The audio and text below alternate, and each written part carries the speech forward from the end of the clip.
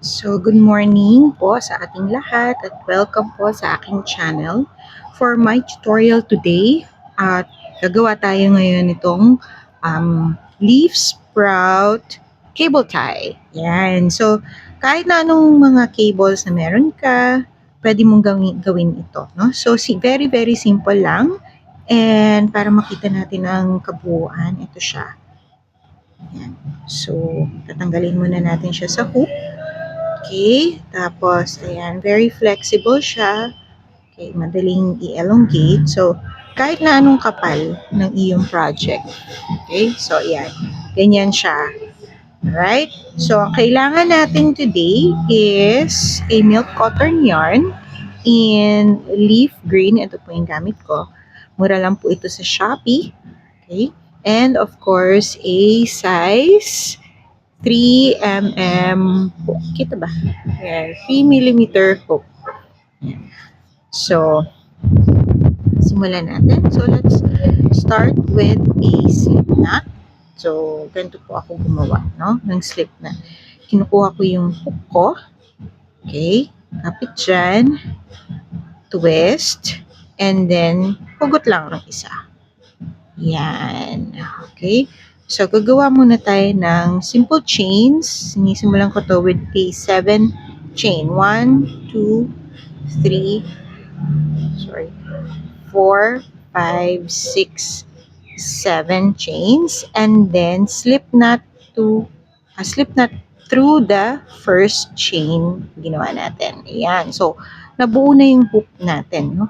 And then, mag-chain naman ako ng 30 chains for the stem. 1, 2, 3, 4, 5, 6, 7, 8, 9, 10, 11, 12, 13, 14, 15, 16, 17, 18, 19, 20. Pwede na kayo mag-stop dito kung ganito lang yung haba ng gusto nyo. Pero ako kasi gusto ko ng 30 para medyo flexible. Medyo versatile siya. 1, 2, 3, 4, 5, 6, 7, 8, 9, 10. So, 30 na yan. And then, chain ako ng 9 para masimulan na yung isang leaf. Okay. 1, 2, 3, 4, 5, 6, 7, 8, 9. Okay? So, yung leaf po natin ay series po siya ng single crochet, half double crochet, double crochet. Kung gusto niyo mas malapad, pwede kayo magdagdag ng treble crochet. Okay? And then, paurong naman din. Alright? So, let's start with a single crochet.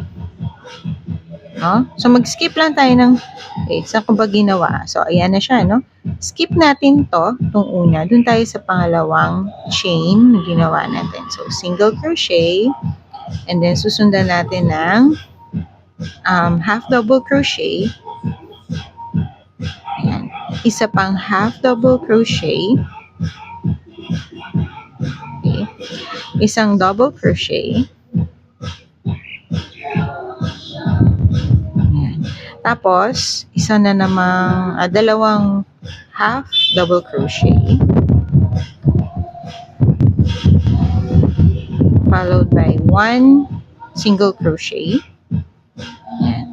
And para may tuldok sa ating first leaf, slip stitch. Okay, so wait lang. Ayan, slip stitch. So may isang dahon na tayo, no? So, gawa na naman tayo ng isa pa. So, ang gagawin ko after the slip stitch, chain 9. 3, 4, 5, 6, 7, 8, 9. Okay, tapos ulitin ulit. So, gawa tayo ng single crochet on the second chain from the hook. And then, adjust tayo ng half double crochet. Okay, dalawa. Ayan. isang double crochet,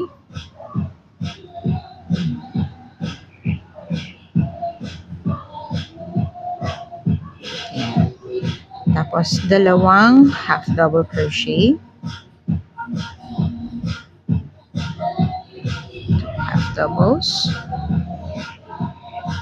and then one single crochet, okay, and finally isang slip knot. Yon. Okay, so dalawa na yan, no? And then ang gagawin ko, so ilalak ko na siya, okay, gagawa ulit ako ng single slip stitch dito sa tangkay, ayan. Alright, so tapos isang chain, kasi dyan ko na siya gugupitin. So, kuha tayo ng scissors. Ayan. Okay. So, ito na. Hihigpitan na natin siya. Okay. And then, punta tayo sa likod kasi mag-weave na tayo ng ends. Alright. So, ang ginagawa ko dito is, alright, pasok ko lang siya dyan. Yung iba ang ginagawa, kumukuha ng karayom, no? Yung tapestry needle. Tapos, syempre, pag gagamit ka ng tapestry needle, mas mahaba yung tangkay na kailangan mo. Alright? Pero ako,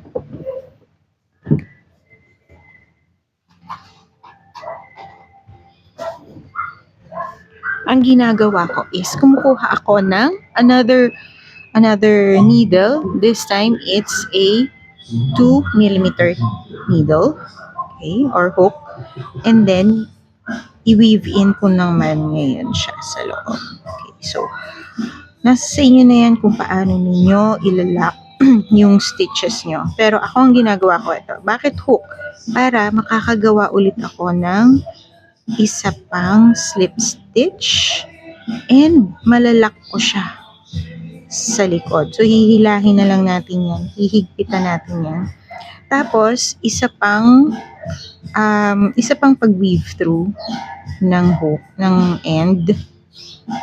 Okay, yan. Isa pa. Para matago lang yung dulo. And then, dun ko siya gugupitin. See? Okay, so gugupitin ko siya dun. O, tapos, konting, na-fail ako dun Sorry naman. Maluwag pala. Medyo napuruhan ko yata. Okay, yan. Okay, try ulit tayo. Dito tayo sa kabilang rail. Yan, try ulit. Kita ko sa inyo paano ko ginagawa. Kung kailan ba naman ang shoot, tsaka pa nagmali. No.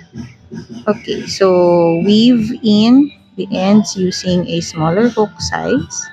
Pasok mo lang yan dyan. Ikaw nang bahala kung saan mo gustong i-atake yan.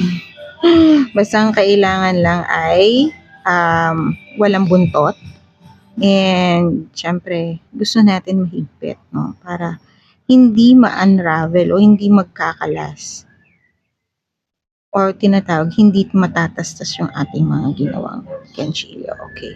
So, yan. Nalock ko na siya doon. Konting higpit-higpit. Konting higpit pa. Yan. Higpitan lang. Tapos, syempre, gusto natin na maging malinis at mas maganda rin, di ba? Hindi yung kitang-kita na mali ka.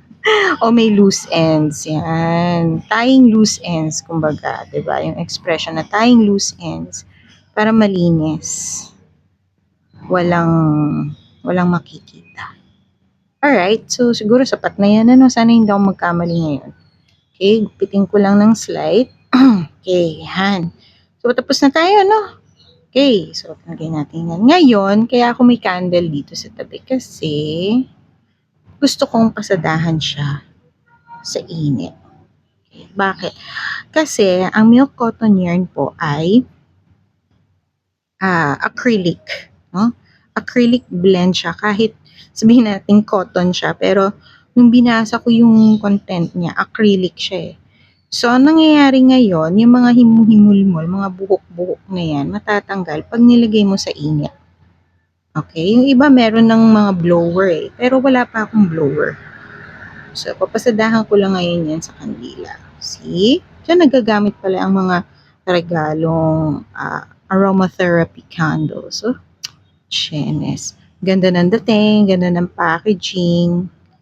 Okay. Ang sarap naman yung amoy. Oo, masarap. Parang feeling mo, no, kakain. Pero hindi. Nakaka-uplift lang. Ayan.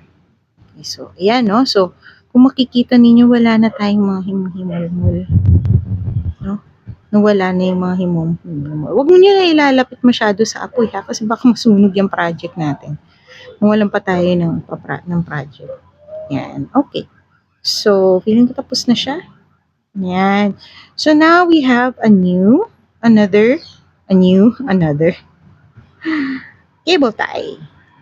So, thank you very much po. Sana po nasundan ninyo. So, if you have any comments, suggestions, write it down below. And don't forget to subscribe, like the video, subscribe to my channel. See you next time. Bye!